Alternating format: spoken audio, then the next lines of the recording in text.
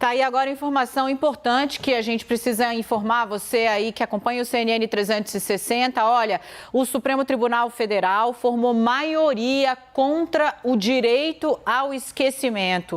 O que significa isso? Houve um recurso ao Supremo de uma família, de uma pessoa que foi violentada e cujo caso causou forte comoção ali nos anos 50 e depois foi televisionado. Essa família recorreu ao Supremo dizendo, olha, nós não gostaríamos de reviver essa dor, então que se proibisse novas menções a esse caso.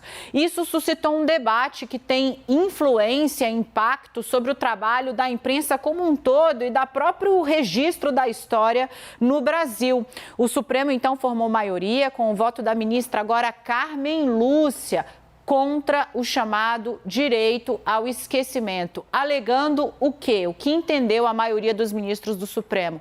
Que dar o direito ao esquecimento abre uma brecha tanto para a censura prévia, que é muito expressamente vedada pela nossa Constituição, quanto também a reescrever a própria história, tirando, afastando dos registros, tanto jornalísticos quanto dos próprios livros ali, fatos que são importantes. A ministra Carmen Lúcia, em seu voto, inclusive, suscitou que, durante a ditadura, o Brasil lutou muito pelo direito de se lembrar. Eu vou chamar reforço aqui da nossa analista, Renata Agostini. Renata, é importantíssimo para o trabalho da imprensa o resultado desse julgamento hoje.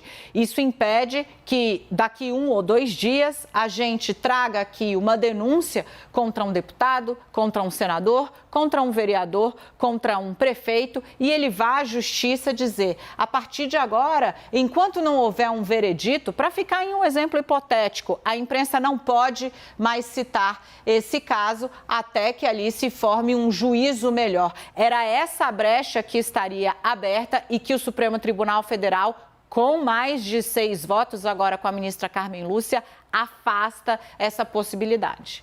Perfeito, é um julgamento importantíssimo sim, não só para o exercício da imprensa, mas também olhando no longo prazo, e os ministros também indicam isso, né, para a construção da história social como um todo, porque se você limita quais histórias podem ser contadas, quais casos podem ser narrados, você vai, claro, limitando, então, o narrar dos fatos, da história de um país, de casos como um todo. É essa preocupação que os ministros do Supremo Tribunal Federal indicam com esse julgamento, de você podar a liberdade de expressão e, claro, o livre exercício da imprensa como um todo. O argumento do outro lado, nesse caso, esse caso específico é movido por familiares, né, de uma vítima, e que em algum momento as pessoas têm justamente o direito de serem esquecidas, o direito de um caso não ser mais revisitado. O problema é que, para a coletividade, as consequências de uma interpretação como essa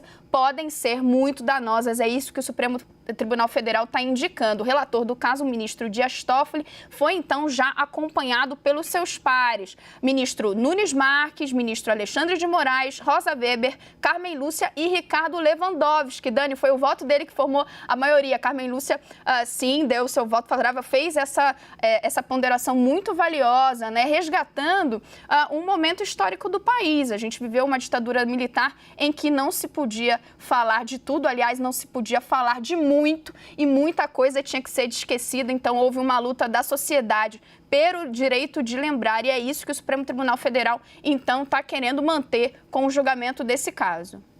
Renata, importante a ponderação, porque aqui eu estou acostumada a formar a maioria ou não, ou com o Luiz Roberto Barroso ou com a Carmen Lúcia, o que dá conta. Mas o ministro Luiz Roberto Barroso não votou, ele se declarou impedido, ou por já ter atuado em causas desse tipo, Barroso era advogado, enfim, o ministro não precisa justificar porque não quer votar, mas se declarou impedido e aí sim, então, pulou uma casinha, a maioria foi formada com o Ricardo Lewandowski. Importante também a gente deixar bastante claro que o ministro Ricardo Lewandowski, esse que, como a Renata agora conseguiu adendar com muita elegância sempre, né, e trazer a informação correta aqui. Ele disse, olha, esse instituto, o direito ao esquecimento, ou mesmo que resvala aí para a censura prévia, nunca teve abrigo no direito brasileiro, nunca foi contemplado exatamente pelos riscos, né, que estão